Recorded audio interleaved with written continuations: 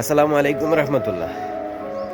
যারা ওমানে আছেন, যারা সাইকেল দিয়ে চলাফেরা করেন, তারা অবশ্যই আপনার সাইকেলের ব্রেক, তারপরে স্টিয়ারিং সব কিছু দেখে শুনে রাখবেন। কারণ একটা অ্যাক্সিডেন্টেই জীবনের কান্না, পুরা লাইফ বরবাদ।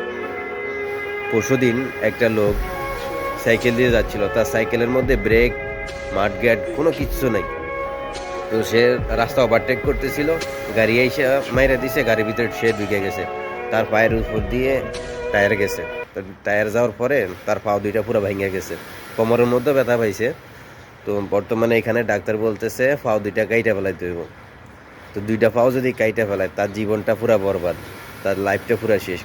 2 টাকা কিংবা 5 টাকার খরচের কারণে সাইকেল ঠিক করায় না, এখন পুরা সারা জীবন বরবাদ। তো আপনারা যারা ওমানে আছেন, অবশ্যই দেখে শুনে রাস্তা পারাপার হবেন, দেখে শুনে রাস্তা চলবেন। আর সাইকেল দিয়ে যদি চলেন, অবশ্যই সাইকেলটা সুন্দর করে ভালো করে রাখবেন। ব্রেক যদি না থাকে, আপনার সামনে যদি 2টা মানুষ আসে, একটা মানুষের যদি আপনি মাইরা দেন, তাহলে যদি ওই মানুষটার একটা পাও নষ্ট হয়ে যায়, তাহলে আপনি দিতে পারবেন বক্তব্য? দিতে পারবেন না। তো আপনার সমস্যার কারণেই আপনি যদি অ্যাক্সিডেন্ট করেন, তাহলে এটার জিম্মেদারি কেউ হবে না, আপনি নিজেই হবেন।